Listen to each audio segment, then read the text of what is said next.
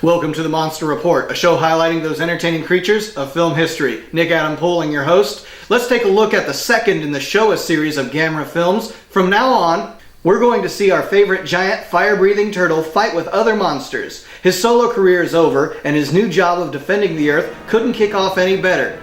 Today, we're looking at Gamera vs. Barugon.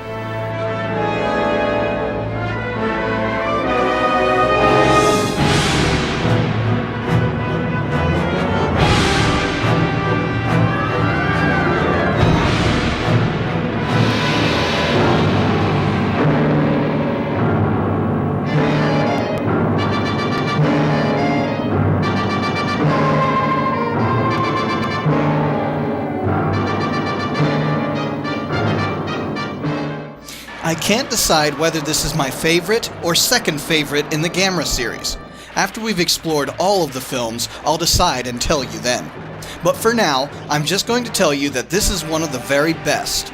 Very rarely do you see a sequel outshine its predecessor. Like The Dark Knight. And, well, there are others. Daiei Studios poured on a bigger budget and didn't spare any expense telling the story of this battle of titans. So let's begin with our challenger.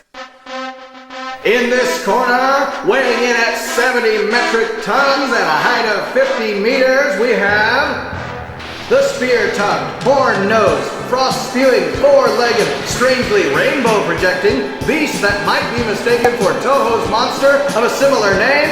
It's Barugon. This monster has a mythological origin revealed by the islanders of New Guinea. It's nothing terribly original, but it helps drive the story forward and give our human characters weaknesses to take advantage of when trying to defeat the monster. Remember our last review? These plans usually fail in threes. Stay tuned. You might also remember from our last review that there's someone I didn't quite trust. Yes, the man who saved Toshio from becoming flambéed turtle food. The actor who played him plays Onodera in this film. He's a backstabbing, lying, murdering, greedy, selfish, slimy, thieving coward who ranks right up there with the most evil kinds of villains in film history. It might seem like I don't like this character, but the truth is, I love to hate him. Koji Fujiyama portrays him perfectly as a con who just doesn't know when to quit. He's done it all, from allowing one of his partners to die from a scorpion bite, to causing a cave-in and leaving the other for dead, covering it all up from his employer, to stealing a precious opal, shooting at the native islanders, beating a cripple with his own crutch, then taking out his aggressions on the man's wife just before taking their money and leaving them pinned down, and lastly, stealing the 5,000-carat diamond used to lure Barugon into the lake. In the end, Onodera gets his just dessert, by becoming dessert. But can you think of a bad guy that's this detestable? Fujiyama definitely deserves an award of some kind for this role. Gamera dukes it out brutally with Barugon.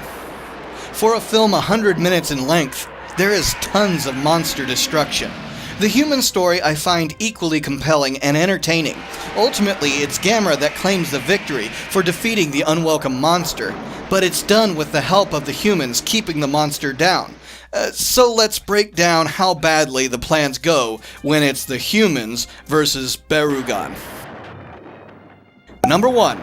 Long-range missiles are armed and ready to pummel Barugon into oblivion. They try using these because his freezing breath keeps the success with close attacks coming up cold. Number 2. Twice they tried luring the monster with a 5,000-carat diamond. There isn't enough light behind it on the first attempt to catch Barugon's jewelry lust, so they try again with a bright spotlight projection ray to enhance the brilliance of the already giant diamond. That plan fails because of the previously mentioned Onodera interception. Lastly, they decide to use mirrors to reflect the rainbow beam back to Barugon. And it almost works at first. The only problem with this plan is that it depends on the monster falling for the same trick twice. He gets blasted once, and isn't going to be the fool by trying that again. Gamera vs. Barugon stands out as one of the best because of the believability of the characters and the visual effects. The science in most monster films takes some imagination and leaving logic at the door. Like, how is it that water is destructive to this creature when all biological life needs water to survive? Or how does he create a rainbow that annihilates anything it touches? Many questions, but there are several moments in this film that just draw the viewer in so well. Some of my favorite scenes are the hatching of the Barugon egg. It reminds me of the Emir from the Ray Harryhausen classic 20 Million Miles to Earth. I also like when Onodera slips and states that he had to kill 2 men to get the opal to his boss.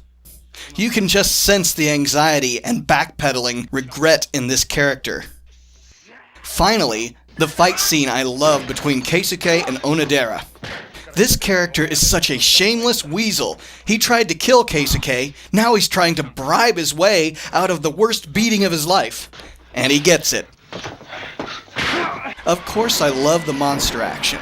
Just check out this film and see it with the August Ragone and Jason Varney's commentary on the Shout Factory release. It's engaging, entertaining, compelling, and it takes this genre very seriously. This one was a real home run for Daiei Studios and for us tokusatsu fans. The Gamera review series continues in our next film, Gamera vs. Gauss. See you then on The Monster Report.